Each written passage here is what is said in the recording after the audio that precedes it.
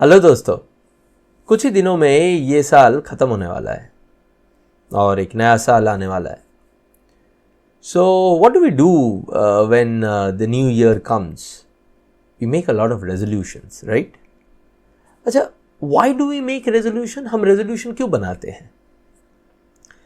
Resolutions हम इसीलिए बनाते हैं ना कि ताकि whatever we could do और could achieve this year in terms of professional success, in terms of personal happiness, in terms of achieving in hobbies, right? Whatever, in whatever field, whatever we were able to do this year, उससे हम अगले साल ज़्यादा करना चाहते हैं. Mostly हम सारे एरियाज में ज़्यादा करना चाहते हैं, ज़्यादा पाना चाहते हैं rather, right? That's why we make resolution. हम ज़्यादा खुश होना चाहते हैं, हम ज़्यादा सक्सेस चाहते हैं अपने प्रोफेशन से, हम ज़्यादा टाइम अपने हॉबीज़ को देना चाहते हैं, right? So this is why we make resolutions, right? But what we see is that 1 महीना 2 महीना into the new year our resolution starts shaking, or 3 months into the new year, we are completely out of sync with our resolutions. हम उनको भूल जाते हैं, हम उनके ऊपर as a matter of fact guilt feeling के वजह से वापस मुड़ के देखते भी नहीं है कि हमने क्या रेजोल्यूशन बनाए थे. So what if I tell you that there is a way in which you can ensure that your this year is going to be better than the previous year.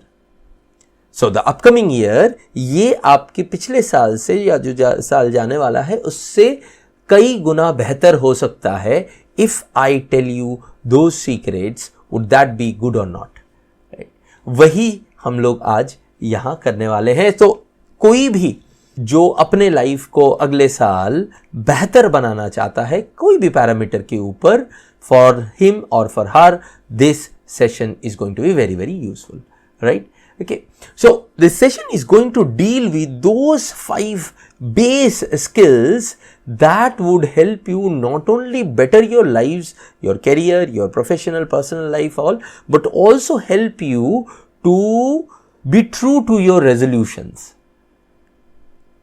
जो skills की बात हम लोग आज करने वाले हैं, खास करके आज की इस आर्टिफिशियल इंटेलिजेंस की दुनिया में, this is going to help you ensure that you are able to stick to your resolutions, right?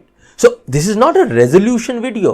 This is that video which is going to help you in managing your overall persona, your overall life, right? So let's start with the first of these 5 skills, right? Note these skills in your mind. We will talk in detail about how this skill is going to help you and what are the basic idea behind developing these skills.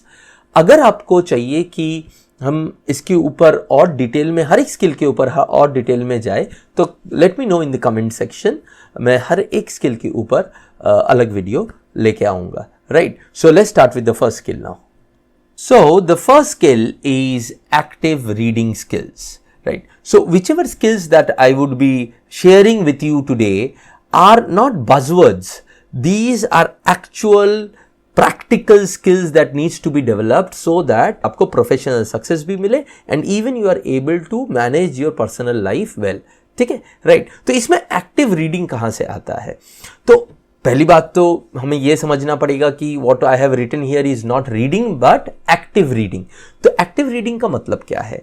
तो active reading का मतलब समझने के लिए आपको थोड़ा सा समझना पड़ेगा कि what are the levels of reading and you'll have to identify कि आप किस स्टेज पे है. तो वो पहले मैं आपके साथ शेयर करता हूं. देखिए, जो पहला लेवल है रीडिंग का वो है elementary level, right? So this is the elementary level of reading, जो first level है.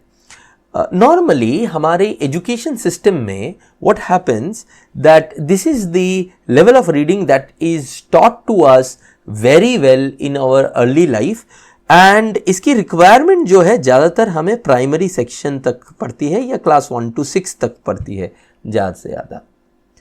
इसके बाद जो होता है वो होता है next step is inspectional reading.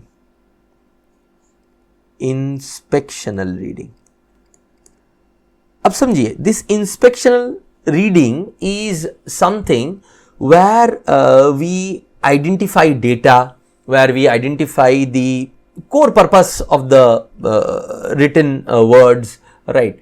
And we slowly understand the underlying meanings of it to an extent, not to a whole extent, but थोड़ा थोड़ा हमें समझने में आता है कि ऑथर क्या बोलना चाह रहा है, and we go a little deep into it. Inspection reading में एग्जैक्टली क्या क्या होता है उसके ऊपर तो मैं कभी और आपके साथ डिस्कस करूंगा, but just to give an idea, this is the kind of reading where data facts को अलग करना हम लोग सीखते हैं हमारे गिवन पीस से, और थोड़ा बहुत आइडेंटिफिकेशन हमारा आ जाता है लॉजिक के बारे में, what is the main logic. So this is that part जो हमें नॉर्मली क्लास 5 से लेके क्लास 8 तक जरूरत पड़ती है।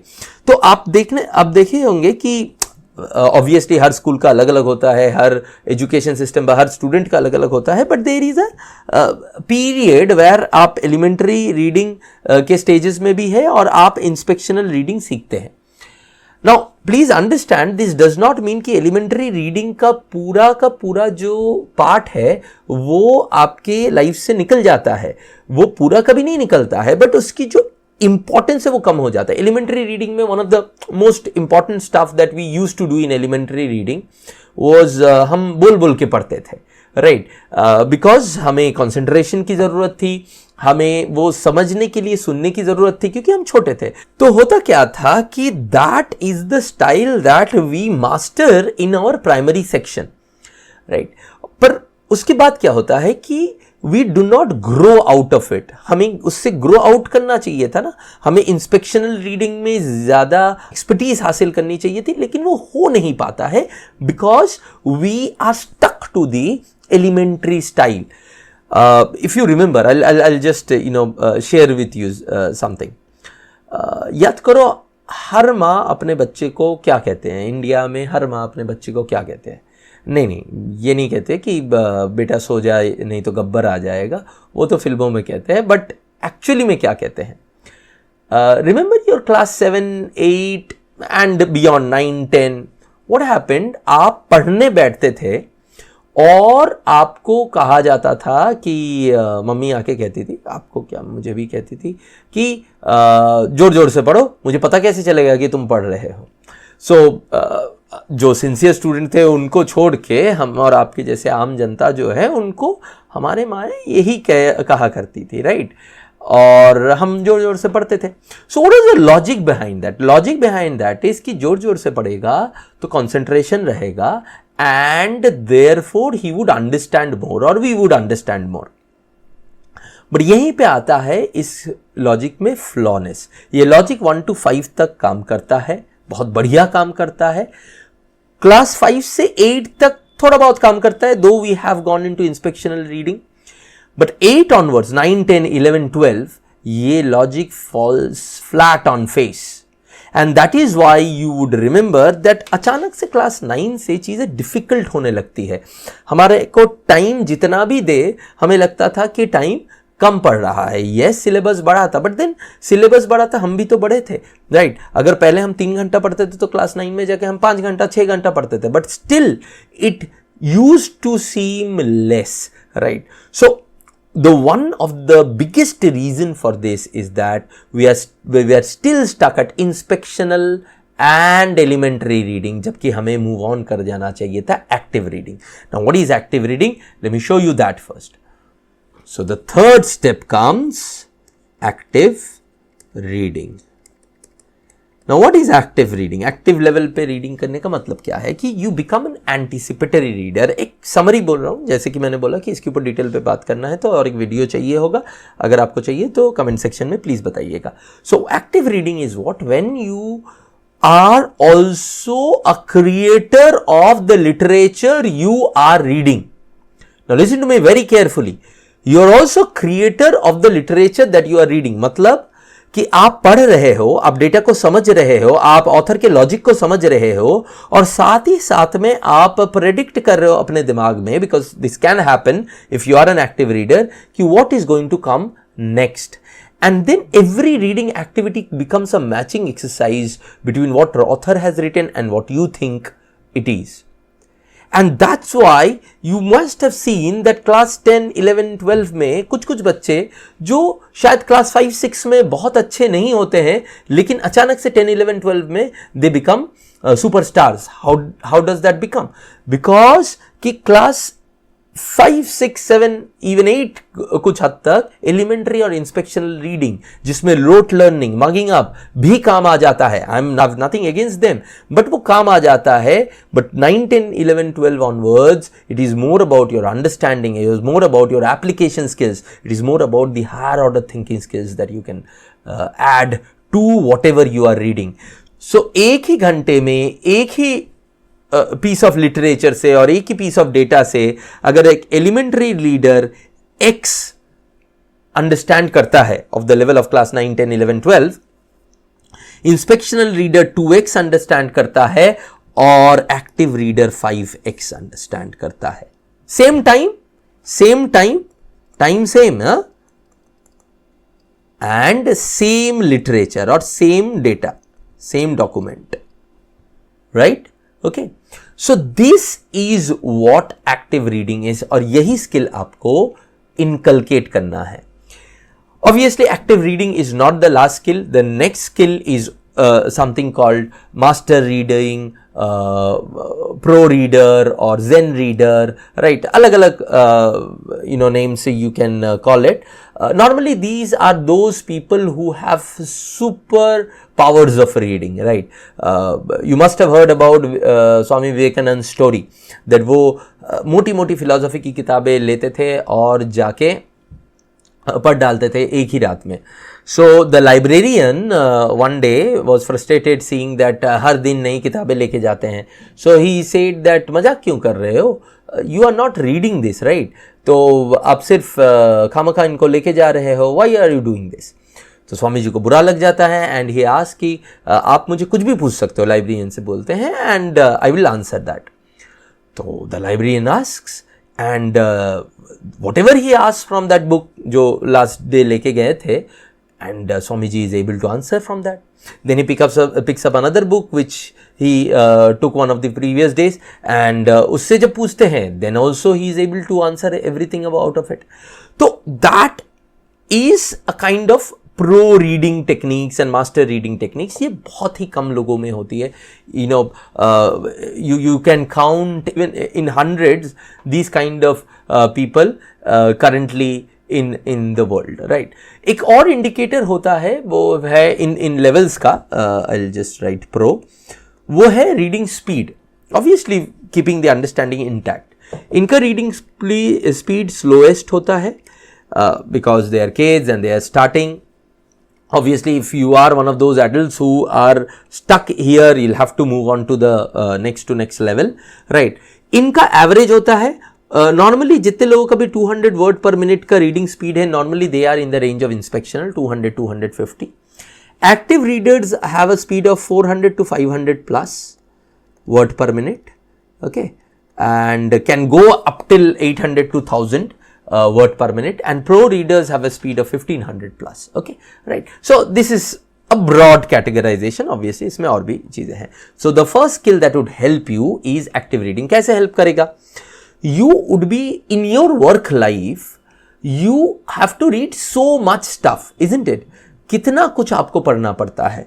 तो और सिर्फ पढ़ना नहीं है, उनको समझ के उनके ऊपर एप्लीकेशन करना पड़ता है, उनके ऊपर आपको एक्शन लेना पड़ता है. सो एलिमेंट्री एंड इंस्पेक्शन रीडिंग तो आपके लिए काम आएगा ही नहीं, बिकॉज आपको एक्शन लेना है, उस जिसमें क्रिटिकल रीजनिंग चाहिए होता है, जिसमें your thought process into action orientation needs to be built up through proper understanding and comprehension of the literature or the data or the document whatever you have. And you see ना कितना कुछ आप पढ़ते हो, आप LinkedIn पे post पढ़ते हो, आप अपने कंपनी के डॉक्यूमेंट्स पढ़ते हो, आप रिसर्च पेपर पढ़ते हो, आप अगर हायर एजुकेशन में जाना चाहते हो तो you read books, you read novels, you read non fiction for your self development. तो कितना कुछ तो आपको पढ़ना पड़ता है। So if you don't have this skill you would not be able to perform whatever you want in that limited time you have, because everyone has 24 hours. हम सबको 7-8 घंटा सोना पड़ेगा. We need that 2 to 3 hours for ourselves, right? And the rest 12-13 hours में हमारा काम हमारा 8 से 10 घंटा ले लेता है, and then you are left with another 2 hours for doing other stuff, right? So these 2-3 hours में आप सबसे ज़्यादा तभी निकाल पाओगे जब you have this skill. ठीक है? Clear? Now let's move on to the next skill. And the next skill is deep listening. पहले तो ये समझिए listening क्या है. Now listening is not just hearing. Hearing is सुनना, right? Right. So hearing और listening में फर्क है. आप words को hear करते हैं, but जब आप उनके underlying message को समझते हैं, that is when you can say that you are listening, right? Now workplace में, when you are at a workplace, this means that will have to catch nuances, कौन क्या कहना चाहता है, बॉडी लैंग्वेज क्या है उसका, और उसके बाद वो थ्रो कैसे कर रहा है this. Then you'll also have to read between lines. Read between lines मतलब obviously this is not reading, but you know when people say something they mean something, right? And there is a message in their word. Now you would not understand it until unless you're listening to them closely. Right. And let's say for example customer अपनी requirement के बारे में directly नहीं बोलता है, वो ना घुमा फिरा के बोलता है. And then when he speaks about it, एक अच्छा सेल्समैन और एक अच्छा professional, marketing professional, what would he do? He would be able to identify the exact need of the customer and then customise the solution according to that. But a person who is just hearing it would only give the product specification in front of it. Just to give an idea, जैसे हम गाड़ी खरीदने जाते हैं, तो जब हम गाड़ी खरीदने जाते हैं, बाइक खरीदने जाते हैं, तो व्हाट हैपेंस? तब ये होता है कि आप शोरूम में जाते हो, so there are 2 salesman, right? एक सेल्समैन, अलग अलग शोरूम में मान लीजिए, एक शोरूम में गए, एक सेल्समैन आपसे बात किया, आपने बोला कि भाई मेरी रिक्वायरमेंट है कि मेरे जो बाइक्स है उसमें माइलेज अच्छा हो, पिकअप ठीक हो, राइट, बट माइलेज बहुत अच्छा होना चाहिए, और स्पोर्टी लुक नहीं चाहिए बट स्टर्डी लुक चाहिए. इस तरह से हुआ. अब उसको ये सुना, but you know he did not register it. ऐसा होता है ना कि वो सेल्समैन फिर अपने ही प्रोडक्ट की गुण गाने लग गया, अपने ही प्रोडक्ट के स्पेसिफिकेशंस बोलने लग गया. हो सकता है कि वो स्पेसिफिकेशंस आपने स्पेसिफिकली मना किया कि वो उतने जरूरी नहीं है, और आपके जो जरूरी है उसके बारे में वो बात ही नहीं किया. विज़ावी आप दूसरे जगह पे गए जहां पे सेल्समैन ने उठाया, आपको बोला कि अच्छा आपको ये चाहिए, आपने उसको भी यही बोला, तो देखिए सर ये 2 बाइक है हमारे, तो इसमें माइलेज अच्छा है, इसका लुक स्टर्डी है, इसमें ये पैरामीटर आपका फिट बैठ रहा है, इसमें वो वाला पैरामीटर आपका फिट बैठ रहा है, और वही बाइक, मान लो सिमिलर बाइक, बट उसने उस बाइक को आपके पैरामीटर में फिट करते हुए दिया. इसका मतलब ये नहीं कि उसने झूठ बोला, उसका माइलेज जितना है उतना ही बोला, लेकिन उसने बोला कि इससे रेंज के बाइक्स में देखिए ये इसका mileage one of the best है, राइट? तो अब आपके पास ना एक ही टाइप के बाइक है, बेचना चाह रहे हैं ये लोग, मान लो, बट उसने आपकी रिक्वायरमेंट को सामने रख के, सेकंड वाले ने आपकी रिक्वायरमेंट को सामने रख के उसके बाइक के फीचर्स को मैच करने की कोशिश की, और जो फीचर मैच नहीं होते उनको छोड़ दिया, और दूसरे ने सारे फीचर गिनाना चालू कर दिया. द फर्स्ट वन सारे फीचर गिनाना चालू कर दिया, and he gave a damn about what you spoke to him. आपके पास अगर चॉइस है तो आप दोनों में से किससे लोगे? ऑब्वियसली सेकंड वाले से लोगे, राइट? ठीक है, today's world is a consumerist world, आपके पास बहुत सारे ऑप्शन हैं, दोनों के पास इस तरह के ऑप्शंस होंगे, बट देन एटीट्यूड दोनों का तो सेम ही होगा ना तब भी. तो the chances of you getting a bike from the second guy is much higher, right? Because he listen to you, He understood you what you wanted to say, and then he responded rather than speaking, which the first guy did. ठीक है, right? So that is what deep listening. अब ये करे कैसे? So some basic hacks I will tell you. Obviously, if you want how to do it in detail, let me know. We will have a session on that. So let us start with deep listening. How do we do it? Now, first thing that is very important is eye contact. Very, very important. ठीक है? Keep eye contact with the person when you are listening to him or her, right? And it's not about only customer. Even if it is your boss, keep eye contact. Okay. मान लो तो आपके boss किसी चीज पे आपको डांट रहे हैं, मान लेते हैं, राइट? और आप नजरें झुका के खड़े हो. ऑन द अदर हैंड, आप एग्रेसिवली नहीं, बट उनके साथ आई कांटेक्ट मिला के यू आर नॉडिंग, ठीक है, इस समझने की कोशिश करो. There are different looks in your eyes ना. एक लुक होता है समझने की कोशिश, एक लुक होता है you are appreciating that feedback, एक लुक होता है कि यार तू ना बहुत बकवास करता है, मैं तेरे को कूटने वाला हूं अभी, राइट? सो अगर ये तीसरा वाला लुक है तो नीचे ही रहो, because you know I know that bosses can be sometimes very toxic, right? और आपको मन हो सकता है कि उसको कूटो, उसको मारो, but don't do that, right? तो ऐसे केसेस को छोड़ के, एकदम ऐसे केसेस जहां पे आपका माइंड आपको वायलेंट बना रहा है, ऐसे केसेस को छोड़ के just look into the eyes of the boss and try and understand what he is trying to say, right? In meetings, in presentations, everywhere. Presentation में गलत हो रहा है, सही हो रहा है, इस डर के मारे आप बॉस की तरफ नहीं देखते हो और बॉस इसके वजह से आपके ऊपर चढ़ जाते हैं. ऐसा भी होता है, याद रखिएगा. सो आई कॉन्टेक्ट सिर्फ लिसनिंग में नहीं, स्पीकिंग में भी बहुत ज्यादा इंपॉर्टेंट है, but will come to that in the next part. So I contact. Second, identify कीजिए क्या डेटा है उसमें.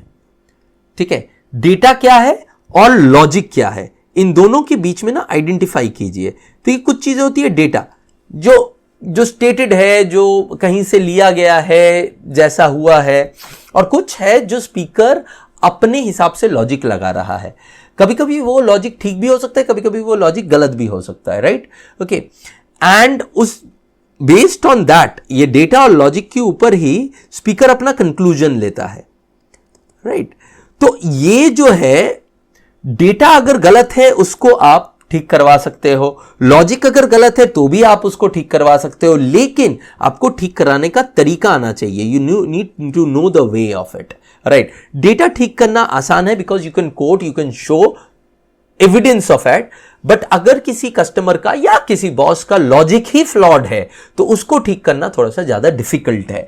And with practice you can also do that, but yes, it takes a lot of practice, a lot of understanding of human psyche to be able to do that. इसमें हमें human behavioral sciences में जाना पड़ेगा. So as I told you कि ये सब हम discuss करेंगे इन अपकमिंग वीडियोस, ऐसी चीजें, ऐसे इंटरेस्टिंग चीजें. But then you please understand, सबसे पहले तो आपको वो आइडेंटिफाई करना आना पड़ेगा. और आइडेंटिफाई का स्टेप कहां से शुरू होता है? डीप लिसनिंग के स्टेप से शुरू होता है. यहां से आपका आइडेंटिफाइंग का स्टेप शुरू होता है. Clear, right? Okay. So this is what you would do in deep listening. अब हम लोग करेंगे तीसरा वाला, third one is critical thinking. Now, before I explain critical thinking, one small announcement. तो क्या है ये announcement? जी, आज की डेट पे वर्किंग प्रोफेशनल्स के लिए टाइम और स्ट्रेस मैनेजमेंट, ये दोनों चीजें बहुत इंपॉर्टेंट होते जा रहे हैं. एंड मुझे आपको बताने की ज़रूरत नहीं है, आप सब वर्किंग प्रोफेशनल्स जो इस वीडियो को देख रहे हैं उनको पता है हमारे लाइफ में कितना टाइम को लेके इशू है और स्ट्रेस मैनेजमेंट को लेके इश्यूज हैं. And that is the reason I am giving a free 30-minute time management mentoring. ये जो मेंटरिंग सेशन है ये 1-to-1 होगा, जहाँ पे मैं आपके साथ बैठ के आपके टाइम मैनेजमेंट इश्यूज को समझने की कोशिश करूंगा और उसके रिलेटेड आपको कुछ वर्कबल प्रैक्टिकल एडवाइस दूंगा, राइट? अब ये किन के लिए होंगे? This session is for working professionals जिनके लिए टाइम सबसे ज्यादा वैल्यूएबल कमोडिटी है। पैसे से भी ज्यादा टाइम अगर आपके पास वैल्यूएबल कमोडिटी है। और तीसरा, अगर आपको लगता है कि आप बहुत कुछ कर सकते हो बट टाइम नहीं मैनेज हो पा रहा है, तो this session is for you. This 1-to-1 mentoring session is for you. Right, description और पिन कमेंट में लिंक डाल दूंगा। Book the meeting from there. जो फॉर्म है उसको ठीक से carefully fill that form up, because I am going to offer this to only selected people. Right, तो अगर फॉर्म आपने ठीक से नहीं भरा तो आपका कॉल मैं रिजेक्ट कर दूंगा। राइट, बट अगर आपका कॉल एक्सेप्ट हो गया, this would be an amazing opportunity for you to start time management. इस साल से, इस न्यू ईयर पे आपकी टाइम और आपके लाइफ को बैलेंस करते हुए आप स्टार्ट कर सकते हैं। राइट, सो चलिए अब हम लोग अपना स्किल नंबर 3 को अच्छे से समझते हैं। वो है क्या and how are we going to build it and where is it going to help us. Critical thinking वो एबिलिटी है जो हमें हेल्प करती है इंफॉर्मेशन को एनालाइज करने के में एंड ऑब्जेक्टिवली उसको एनालाइज करके उसके बेसिस पे डिसीजन लेने में। Right, so it is the ability, I will just write it down, ability to analyse information objectively, ठीक है, एंड मेक रीजन्ड डिसीजंस। ठीक है, रीजन डिसीजंस, नॉट कुछ भी डिसीजंस, मतलब मन हुआ इसीलिए कर लिया, ऐसे डिसीजंस नहीं, सोच समझ के लेने वाले डिसीजंस। ठीक है, और ये आज के डेट पे तो और ज्यादा रेलेवेंट हो गया है, इंपॉर्टेंट हो गया। क्यों? क्योंकि आज आपके पास इतना इंफॉर्मेशन है। आपको भी पता है कि आधे से ज्यादा इंफॉर्मेशन के आड़ में मिस इंफॉर्मेशन है। राइट, फेक न्यूज है। नॉट ओनली न्यूज, इवन आपको जो एडवाइस मिलती है उसमें भी कितना मिस इंफॉर्मेशन डाला रहता है। You would see, people who have not done things by themselves giving ज्ञान on those things. ठीक है, तो ये जो चीजें हैं, इससे आप, अगर आपको क्रिटिकल थिंकिंग नहीं आएगा, आप निकालोगे कैसे कि क्या आपकी काम की चीज है और क्या आपके लिए काम की चीज नहीं है। ओके, इवन फॉर फीडबैक, अगर आपका बॉस कोई आपको फीडबैक दे रहा है, हर फीडबैक सही नहीं होता है, हर फीडबैक गलत नहीं होता है। उसमें से सही कौन सा पार्ट है, कौन सा गलत पार्ट है, वो आपको आपके इमोशंस से पढ़े निकल के समझना पड़ेगा। Right, and for that you need critical thought process. ठीक, सो और इसमें how do you start about it?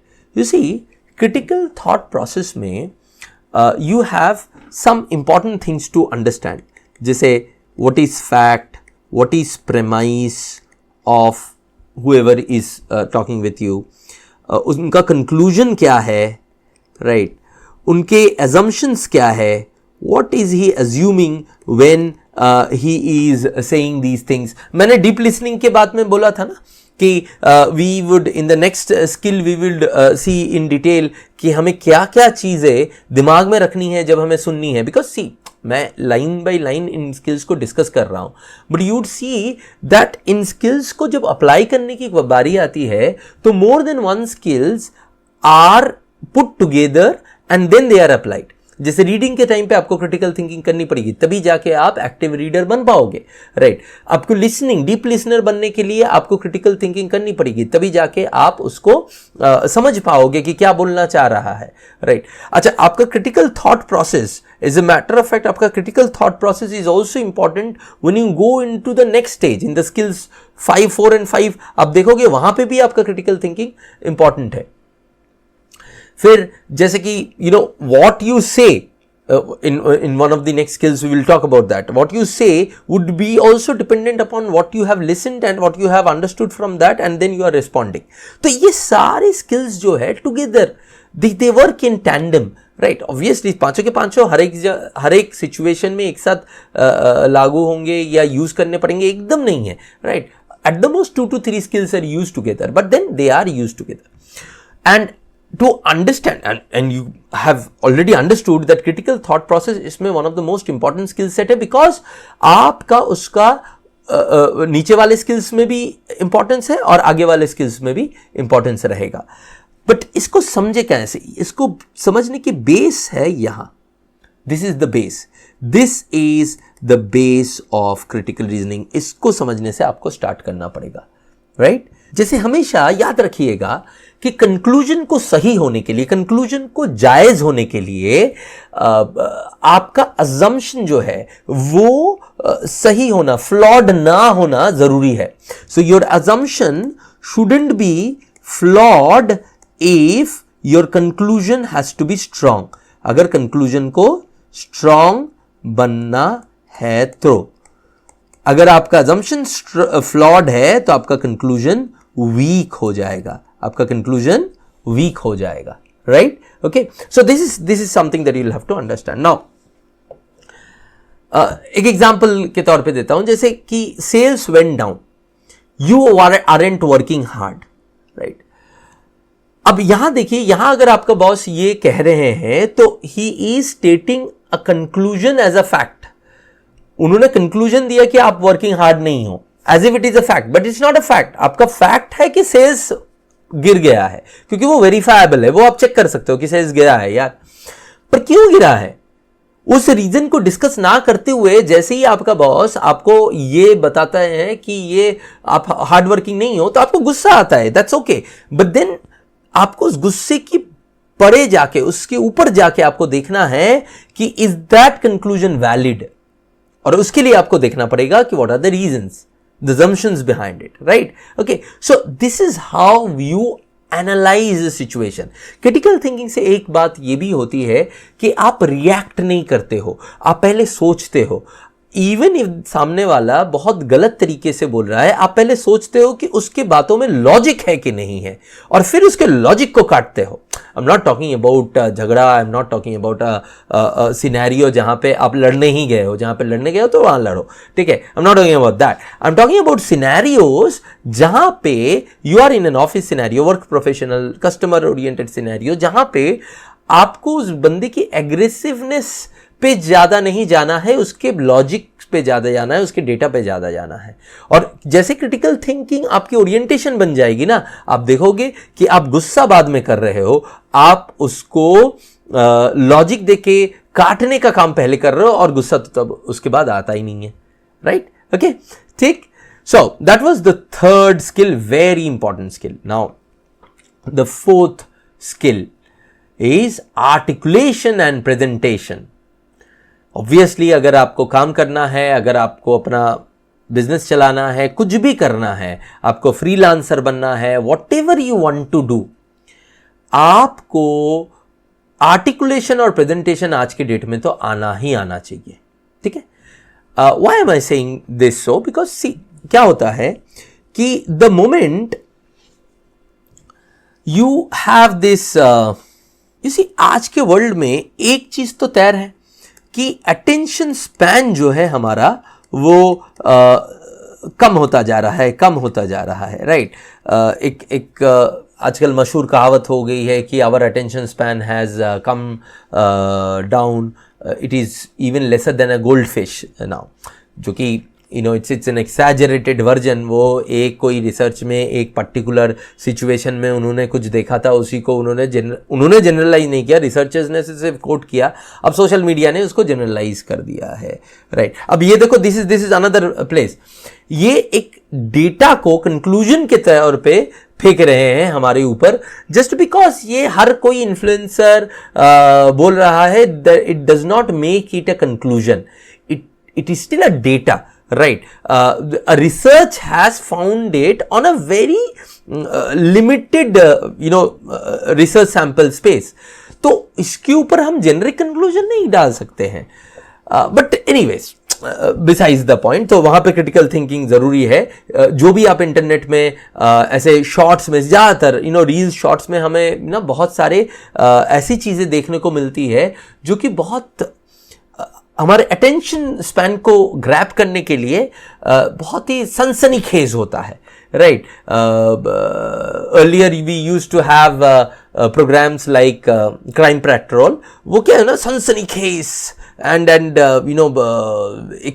एक ऐसा ऑरा क्रिएट करते थे। तो आजकल रील्स में हमेशा ही वो करते क्योंकि उनको अटेंशन कैच करना है, और इस चक्कर में ये लोग बहुत कुछ ऐसा जनरलाइज्ड स्टेटमेंट्स मार देते हैं जो कि एक्चुअली में होते ही नहीं है, right. So be very careful when you watch these things. मैं तो कहूँगा अगर आप अपने टाइम को वैल्यू करते हो तो रील्स और शॉर्ट्स देखना बंद करो, right, but if you do it keep your mind open.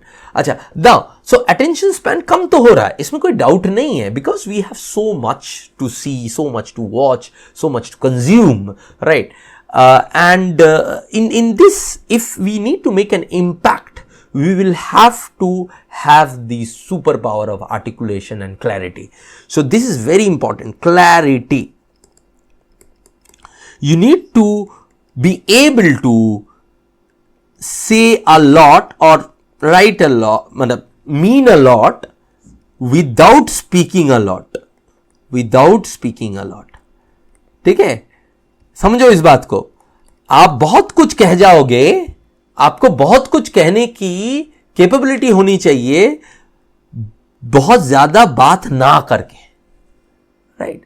Okay, so this is what articulation and presentation is.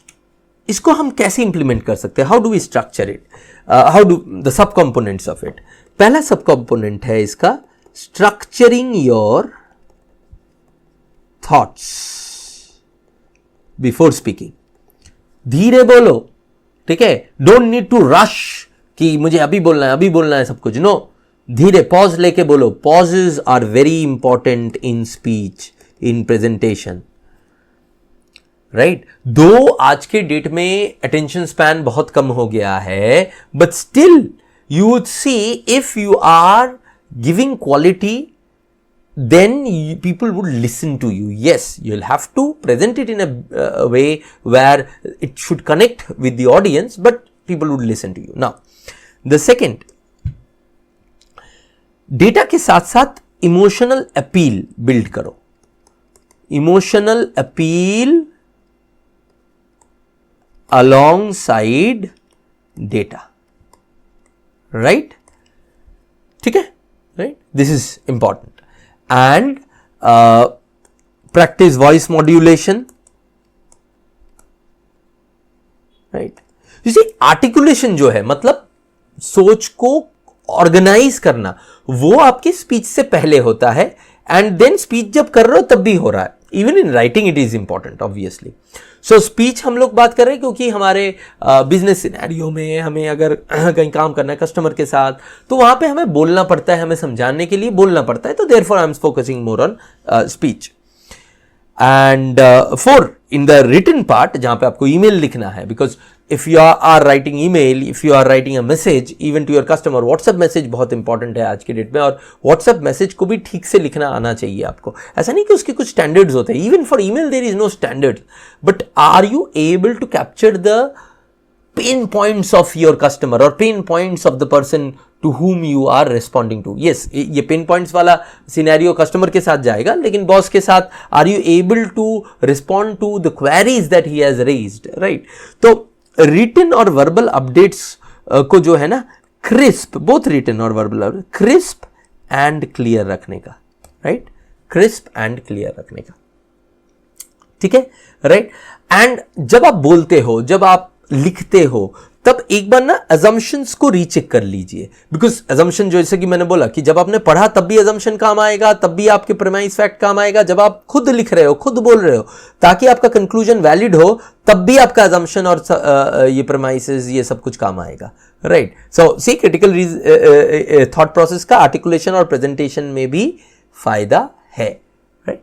Okay, so this is the basic, this is the basic. आप उसके बाद क्या tool use करोगे, क्या power point use करोगे, या power BI use करोगे, या beautiful.ai यूज करोगे, ये सब बाद में। पहला तो ये है कि आप किस तरह से इस चीज को ऑर्गेनाइज करते हो, थॉट प्रोसेस को ऑर्गेनाइज करते हो। वैल्यू उसमें है दोस्त, वैल्यू उसमें है। फिर पैकेजिंग, तो देखो, अगर सामान अच्छा नहीं हो, पैकेजिंग कुछ भी कर लो, क्या फर्क पड़ता है? क्या प्रेजेंट आपका जो बाकी सारी चीजें हैं, प्रेजेंटेशन सीखना, everything, that is packaging, but आपका जो मेन कंटेंट है वो यहां से आएगा, ठीक है, right, okay. The last one now, the last one is writing and especially writing with AI, right? Why have I used the word AI here? Because see, आज के डेट में अगर आप प्रोफेशनल राइटिंग विदाउट AI कर रहे हो, then you are wasting time, my dear friends. Professional writing में AI को अपना असिस्टेंट बनाओ और लिखो, अच्छे से लिखो, कम टाइम में लिखो, and you would be able to accomplish so much in less time, right? आज की डेट पे, इस साल, अगले साल and beyond 2025-26, you have to write professionally with AI. This is going to be the norm and this year तो ये game changer हो जाएगा, right? All the top 10-20% people who would get career raises, who would get career changes, who would rise in career, they would be using AI as an assistant for writing at least. Yes, you'll have to use AI as an assistant in areas where you might need for your job, right? But in writing, everyone has to use it. No questions asked. Okay? Now, in that case, how are we going to leverage these tools so that it feels that आप लिख रहे हो, it's not a standard pattern that is coming from a machine, right? That you would need to ensure. So जब मैं बोलता हूँ writing with AI, I do not mean कि give control to AI. No, control आपके हाथ में है. मैंने क्या बात कही? Make AI as your assistant while writing. तो बोल आपके होंगे, सोच आपकी होंगी, राइट? राइटिंग स्टाइल भी आपका होगा, सिर्फ लिख के आएगा उससे, बिकॉज आप जब लिखने जाओगे टाइम ज्यादा लगाओगे आप ही के स्टाइल पे, वो जब लिखेगा जल्दी लिखेगा, और उसमें जो एडिट करना है फिर आप कर लेना, ठीक है? इसमें कुछ चीजें आपको हमेशा याद रखनी पड़ेगी कि लिखने के टाइम पे भी ये, इवन आर्टिकुलेशन में और प्रेजेंटेशन में भी ये बहुत इंपॉर्टेंट है. मैंने क्या कहा था आर्टिकुलेशन और इसमें, कि you should be to the point, you should be concise and crisp and clear, right? तो इसको कैसे इंश्योर कैसे करना है, तो I'll give you I'll touch upon 2-3 ways of doing it. Okay, so there is something called an encapsulation technique called prep. इसको क्या कहते हैं? Encapsulation technique. एनकैप्सुलेशन टेक्निक मतलब आप जो भी कहोगे या लिखोगे जिसमें कंक्लूजन होगा, जिसमें लॉजिक रहेगा, उस पार्ट को इस तरह के से एक कैप्सूल बना देना. पहले आप अपना डेटा देना, ठीक है, ये पॉइंट है डेटा. फिर आप अपना रीजनिंग देना, कंक्लूजन, प्रेमाइस इसमें आएगा, एजम्पशन भी आ सकता है. फिर अगर जरूरी लगे तो, और है आपके पास, तो आप एग्जाम्पल कोट करना, और फिर ये लास्ट पी, ये इसका मतलब है कंक्लूजन, ये आप देना, right? This is prep and encapsulation technique that for basics it would work wonders for you.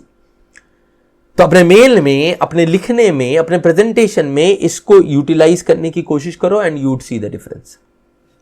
ठीक है? एक चीज हमेशा याद रखिएगा, कंसाइज का मतलब ये नहीं है कि you state the conclusion first. नहीं, मैंने क्या कहा, पहले अपना डेटा दो, रीजन दो, फिर एंड में कंक्लूजन दो. This has to be there.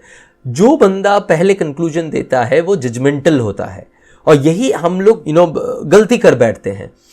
Life is always not a yes and no answer. वो तो जब मल्टीपल चॉइस क्वेश्चन आएगा तब करोगे, but most of the times it is about what you think makes it right और wrong, whatever it is, right? और एक चीज जो मैं आप लोगों को बोलना चाहूंगा कि हमेशा एआई से आपको क्या लिखना है वो पहले आप अपने दिमाग में छाप लो, and then give direction to AI, and then he would write according, it would write according to you. Okay, right? Now जैसे हाउ यू राइट, उसके बारे में आपको पता होना चाहिए टू गिव इंस्ट्रक्शन कि एआई कैसे लिखे. हाउ, किसके लिए लिख रहे हो, योर टारगेट पर्सन बॉस है, कस्टमर है, किस तरह का कस्टमर है, जिद्दी है, किस तरह के उसके आर्ग्यूमेंट्स है, कुछ एग्जांपल उसको दे दो। एआई को ट्रेन करो, राइट। और ये मत सोचो कि हर स्पेसिफिक सिचुएशन को के लिए एआई को अलग तरीके से ट्रेन करो।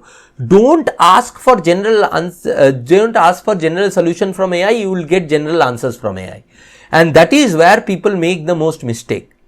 जो स्पेसिफिक सवाल पूछेगा, जो एआई को ट्रेन करेगा, वो एआई का सबसे ज्यादा फायदा उठा पाएगा। ठीक है, तो टारगेट कस्टमर, टारगेट जिसके लिए लिख रहे हो उसके बारे में बताओ, फिट टॉपिक के बारे में बताओ, ठीक है, पर्पस बताओ, क्यों करना चाहते हो तुम, राइट। ये 4 चीजें जब बता दिए हो, जब आपने एआई से पूछ लिया, if you are using ChatGPT, if you are using Copilot, कोई भी एआई यूज करो, अगर कॉपी राइटिंग आई हो, if you are copywriting AI and you are using Jasper AI, ठीक है, तो कोई कुछ भी यूज करो। ये करने के बाद जब आप उसको बोलोगे अब लिखो, अब write a mail, write an article, write something, whatever, then it would give something which is customized to the situation, to the person, situation पे customized, person पे customized, and even तुम पे customized होगा। Getting my point, right? Okay, this is how you should start writing with AI. Okay, right? अब अगर आपको अभी तक ये सब कुछ समझ में आया, तो I would tell you another thing, ये सारे जो चीजें हैं, ये है क्या, how to apply it. If you see, आपके पहले 2 skills, right, what were they? Reading, active reading and listening. These are inputs. ये बेसिकली इनपुट्स ही तो है, राइट। आपकी तीसरी जो स्किल है, critical thinking, that is the processing part, right. And if you see the last 2 skills, speaking, presentation and writing, this is the output part. आपका professional life, whoever you are, आप काम कर रहे हो, आप वर्किंग, आप freelancer हो, आप जॉब कर रहे हो, whatever you are taking this as input, you are using this and you are this। तो ये 5 स्किल्स अच्छे होने जरूरी है कि नहीं है, बताओ। Make sense, right? Okay, so this is what I wanted to share with you today, ताकि इस साल जब आप इन स्किल्स के ऊपर काम कर लोगे, मैंने आपको एक बेसिक लेवल पे बता दिया है कि इन स्किल्स की जरूरत कहां है और कैसे आप इनके ऊपर बिल्डअप कर सकते हो। But obviously how you can learn each one of the skills in detail, if you want to know, then as I told you, put in the comment section कि आपको कौन से स्किल के बारे में सीखना है और क्या चाहिए, और आपके कुछ स्पेसिफिक क्वेश्चंस भी है तो वो यहाँ पे डालिए, ताकि I can respond to them and if necessary I can make videos on them, right? But the most important part here is that you see these 5 basic skills, if you work on them, and you'd need 2 to 3 months to become good at them, right? Because these skills are often not looked at with seriousness, and that is why people think that अरे मेरा promotion क्यों नहीं हो रहा है, मेरे पास customers क्यों नहीं आ रहे हैं, what I doing wrong. And when inevitably जब मैं उनके साथ बैठता हूं और उनके साथ मेंटरिंग करता हूं, मैं देखता हूं कि what they miss is one of these और more than one of these basic skills, and when they build on that, their outlook towards life, their confidence, everything changes, and from underachievers they become overachievers, right? Yes, even how to manage your time and how to manage the stress that you are in, that is also important. And for that, if you want to book the free 30-minute session with me, you can book it from the description or the pinned comment. The link to my calendar would be there, as I told you. But the idea here is very simple, that these basic skill sets are not developed inner, the way they should be developed in us through our schooling system, through our college system. And that's why when we require them so much in our working life, we find ourselves inequipped to handle situations. And when we become good at this, we automatically increase our chances of success. ठीक है, right. अच्छा, ये ऐसी बात नहीं कि इनके ऊपर 3 महीने काम करोगे और खत्म हो गया, नहीं। 3 महीने में आप ऐसी जगह पे आ जाओगे कि जहां पे आप इनके ऊपर हमेशा काम करते रहोगे, because you are now pro at these things, handling these things together, right? So you'd automatically, your day-to-day work would be a practice in a way, right? And plus, obviously, in some things you might need to have a little extra practice too, but overall your work life would give you the necessary practice. ठीक है? Hope you enjoyed this. Do put in the comment section what next you would want from me, and if you have anything else to say, please type it in the comment section. Thank you very much. Bye bye. All the best.